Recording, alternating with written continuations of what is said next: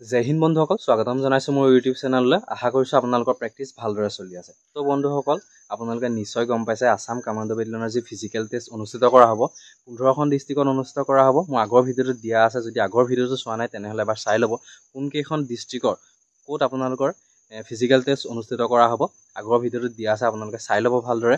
আজিৰ ভিডিঅ'টোত আমি আলোচনা কৰিম আসাম কামাণ্ডো বেটেলিয়নত কিমান কেণ্ডিডেটে এপ্লাই কৰিছে, মেল কিমান কেণ্ডিডেটে এপ্লাই কৰিছে, ফিমেল কিমান কেণ্ডিডেটে এপ্লাই কৰিছে আৰু কোনখন ডিষ্ট্ৰিক্টৰ পৰা কিমান কেণ্ডিডেটে এপ্লাই কৰিছে। আজি সকলোখিনি কথা ভিডিঅ'টোত আলোচনা কৰা হ'ব। এইখিনিতে মই এটা কথা কৈ দিওঁ আপোনালোকক, আসাম পুলিচ ABUBৰ ইণ্টাৰভিউ পাছতে আপোনালোকৰ আসাম কামাণ্ডোৰ ফিজিকেল টেষ্ট অনুষ্ঠিত কৰা হ'ব।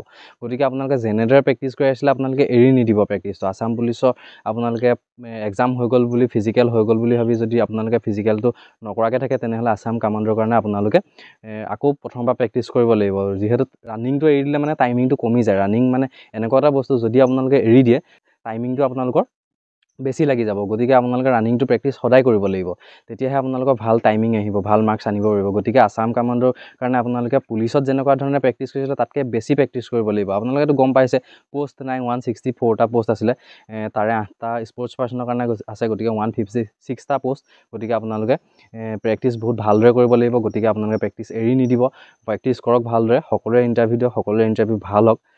আৰু এতিয়া মই আপোনালোকক কৈ দিছোঁ আসাম কামাণ্ডোত আপোনালোকৰ 164টা পোষ্টত কিমান কেণ্ডিডেটে এপ্লাই কৰিছে। টোটেল আপোনালোকৰ 164টা পোষ্ট আছিলে, তাৰে 8টা স্পৰ্টছ পাৰ্চনৰ কাৰণে আছিলে আৰু তাত ফিমেল কেণ্ডিডেটে এপ্লাই কৰিছে। তাত আপোনালোকৰ 800 কেণ্ডিডেটে এপ্লাই কৰিছে। 8টা যি পোষ্ট আছিলে তাত আপোনালোকৰ 800 কেণ্ডিডেটে এপ্লাই কৰিছে, মেল ফিমেল মিলাই। আৰু 156টা পোষ্ট আছিলে, তাত আপোনালোকৰ 1,58,260 কেণ্ডিডেটে এপ্লাই কৰিছে। টোটেল আপোনালোকে চাওক এটা পোষ্টত কিমান কেণ্ডিডেটে এপ্লাই কৰিছে, 946 তেনেকুৱা কিবা এটা হ'ব। আপোনালোকে চাই লওক কেলকুলেশ্যন কৰি, এটা পোষ্টত সিমান কেণ্ডিডেটে এপ্লাই কৰিছে। গতিকে আপোনালোকে গম পাইছে কিমান কেণ্ডিডেটে এপ্লাই কৰিছে, মেল কিমান কেণ্ডিডেটে এপ্লাই কৰিছে, ফিমেল কিমান কেণ্ডিডেটে এপ্লাই কৰিছে। গম পাইছে নিশ্চয়। ফিমেলৰ পোষ্ট নাই বুলি ভাবিছিলে সকলোৱে, কিন্তু ফিমেলৰো তাতে পোষ্ট আছিলে। স্পৰ্টছ পাৰ্চনত ফিমেল কেণ্ডিডেটেও এপ্লাই কৰিছে। আৰু এতিয়া মই কৈ দিছোঁ আপোনালোকক কোনকেইখন ডিষ্ট্ৰিক্টত কিমান কেণ্ডিডেটে এপ্লাই কৰিছে। প্ৰথম মই কৈ দিছোঁ আপোনালোকক বাক্সা ডিষ্ট্ৰিক্টত আপোনালোকৰ মেল কেণ্ডিডেটে এপ্লাই কৰিছে 6,605টা মেল কেণ্ডিডেটে এপ্লাই কৰিছে আৰু ফিমেল কেণ্ডিডেট এপ্লাই কৰিছে আপোনাৰ 30টা ফিমেল কেণ্ডিডেটে এপ্লাই কৰিছে।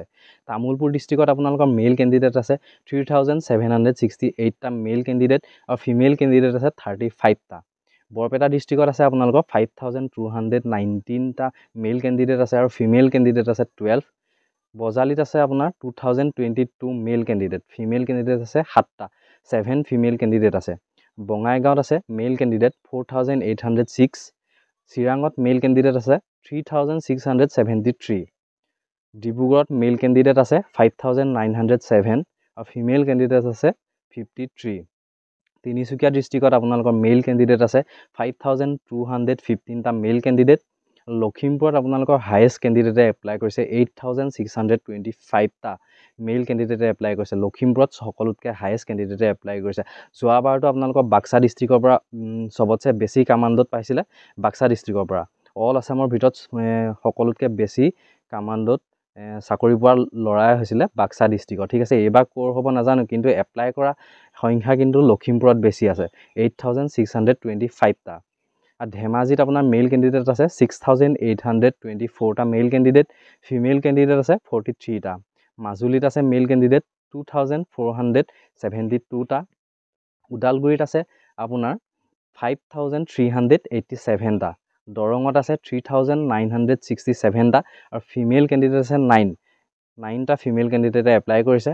কাৰ্বি আংলঙত আছে 3,639টা। ৱেষ্ট কাৰ্বি আংলঙত আছে 2,171টা। হোজাইত আছে 2,578টা।